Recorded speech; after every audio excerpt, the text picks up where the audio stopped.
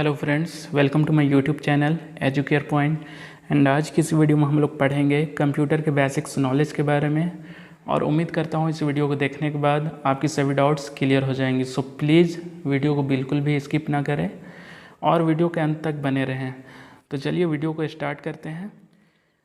यहाँ पे जितने भी आपके टॉपिक दिख रहे हैं वो आज हम एक ही वीडियो में कवर करेंगे। तो आपका पहला टॉपिक क्या है? व्हाट इज़ कंप्यूटर, मतलब कंप्यूटर क्या है। तो उसका डिफिनेशन पहले पढ़ते हैं।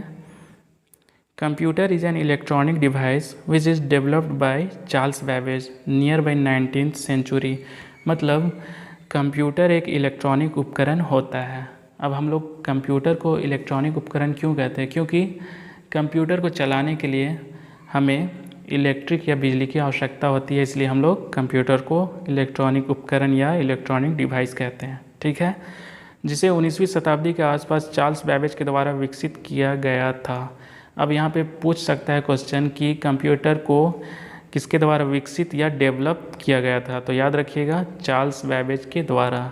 और यहाँ पे एक बात और नोट कर सकते हैं, क्योंकि MCQ क्वेश्चन में बहुत ज़्यादा पूछे जाते हैं कि who was the father of computer, मतलब कंप्यूटर के पिता किसे कहा जाता है? तो याद रखिएगा, कंप्यूटर के पिता चार्ल्स बैबेज को कहा जाता है। ठीक है, यहाँ तक तो हम लोग समझे कि कंप्यूटर क्या है।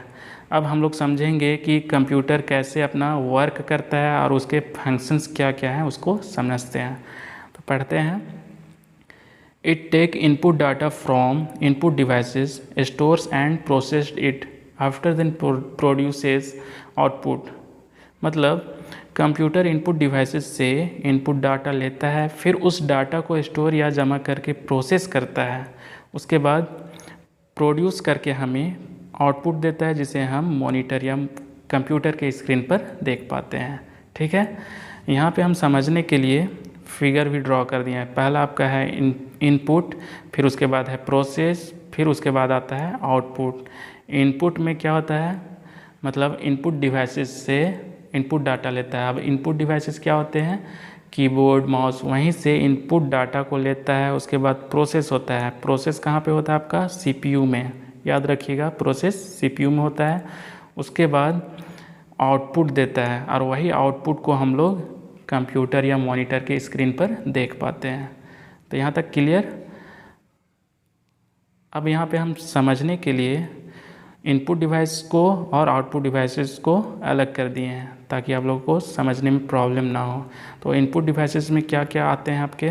तो माउस है, माइक, कैमरा, कीबोर्ड, ये सभी इनपुट डिवाइसेस के पार्ट्स हैं। ठीक है, अब आउटपुट डिवाइसेस में देखेंगे क्या क्या आते हैं।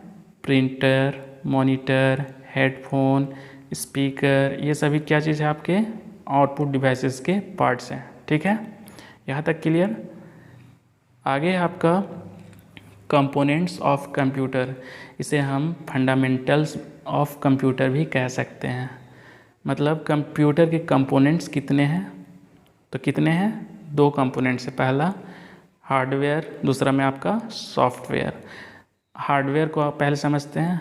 हार्डवेयर को हम लोग फिजिकल कंपोनेंट भी कहते हैं। याद रखिएगा, हार्डवेयर को हम लोग फिजिकल कंपोनेंट भी कहते हैं। क्यों कहते हैं? क्योंकि हार्डवेयर को हम देख भी सकते हैं और छू भी सकते हैं। ठीक है, इसलिए हम लोग हार्डवेयर को फिजिकल कंपोनेंट कहते हैं, और सॉफ्टवेयर को हम लोग बस देख सकते हैं, इसे छू नहीं सकते। ठीक है, तो सबसे पहले हम लोग हार्डवेयर में देखेंगे कि क्या क्या इसमें आते हैं। तो इसमें इनपुट डिवाइसेस होता है। इनपुट डिवाइसेस जिसे हम लोग देख चुके हैं, कीबोर्ड, माउस, ये सभी। उसके बाद है आउटपुट डिवाइसेस, इसमें होता है मॉनिटर, प्रिंटर, ये सभी आउटपुट डिवाइसेस के अंदर आते हैं। ठीक है, फिर आगे है आपका स्टोरेज डिवाइसेस। स्टोरेज डिवाइसेस क्या होता है? इसका काम क्या है? मतलब डाटा को स्टोर करना, मतलब इसमें डाटा को स्टोर किया जाता है। ठीक है, अब इसी के अंदर क्या होता है? प्राइमरी मेमोरी और एक होता है सेकेंडरी मेमोरी, जिसके बारे में हम लोग डिटेल समझेंगे एक सेपरेट वीडियो में। ठीक है, आगे है आपका CPU। इसका फुल फॉर्म पूछा जाता है, इसलिए यहाँ पे हम इंक्लूड कर दिए हैं। तो क्या है? Central processing unit. इसे क्या कहा जाता है? कंप्यूटर का ब्रेन भी कहा जाता है। याद रखिएगा, CPU को कंप्यूटर का ब्रेन भी कहा जाता है। ठीक है, अगला कंपोनेंट क्या था आपका? सॉफ्टवेयर। इसे भी दो पार्ट में बांटा गया है। पहला तो आपका है एप्लीकेशन सॉफ्टवेयर, दूसरा में आपका सिस्टम सॉफ्टवेयर। ठीक है, एप्लीकेशन सॉफ्टवेयर में इसमें क्या होता है, इसे यूज़र के लिए बनाया जाता है, जैसे MS ऑफिस, MS वर्ड, ये सभी क्या चीज़ है, एप्लीकेशन सॉफ्टवेयर।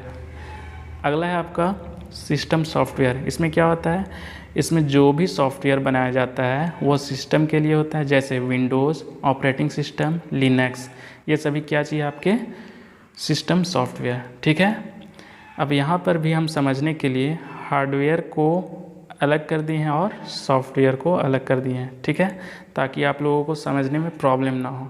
तो हार्डवेयर में क्या क्या आते हैं आपके, तो CPU है, मॉनिटर है, माउस, ये सभी क्या चीज़ है, हार्डवेयर के पार्ट्स हैं। ठीक है, और सॉफ्टवेयर में क्या चीज़ आते हैं आपके, तो इसमें Microsoft, PowerPoint, MS Excel, MS Access, MS Word, ये सभी क्या चीज़ है आपके सॉफ्टवेयर। यहाँ तक क्लियर।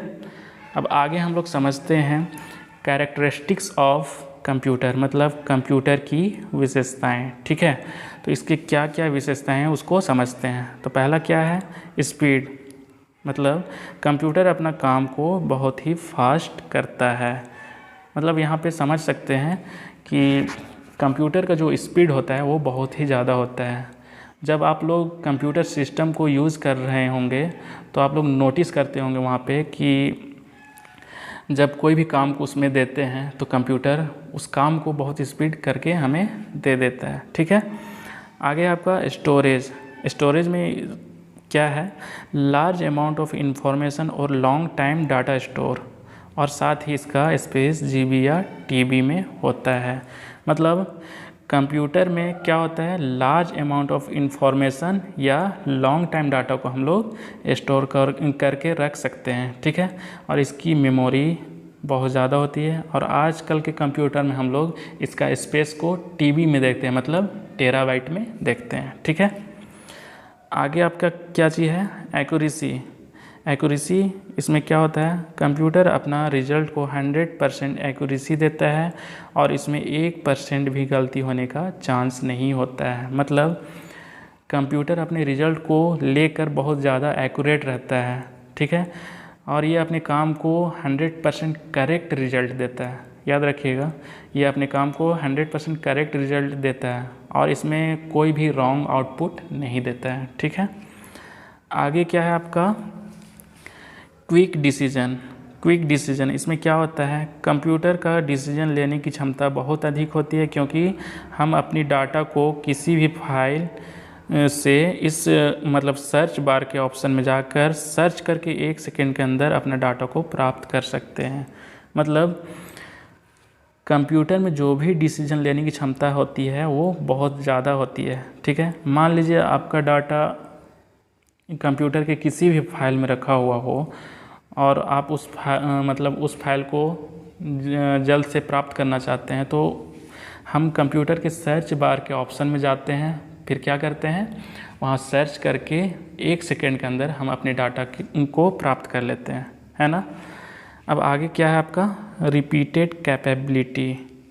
इसमें क्या होता है, अगर मान लीजिए कोई इंसान को अगर उसे एक ही काम को बार बार करवाएंगे तो क्या होता है, वो इंसान बोर हो जाता है और उसका काम करने का स्पीड भी घट जाता है और हो सकता है उस इंसान का काम में गलती भी हो सकता है। लेकिन कंप्यूटर में ऐसा नहीं होता है। कंप्यूटर क्या करता है, कंप्यूटर अपने काम को दोबारा बिना बोर हुए सेम स्पीड में 100% एक्यूरेसी के साथ कर सकता है। मतलब अपना काम को 100% एक्यूरेसी के साथ कर सकता है। क्यों?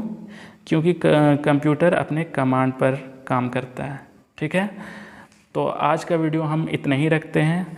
अगर मेरी वीडियो आपको अच्छी लगी हो तो प्लीज़ इस वीडियो को लाइक करें और ज़्यादा से ज़्यादा अपने फ्रेंड्स के बीच शेयर करें। ठीक है, तो आज के लिए बस इतना ही।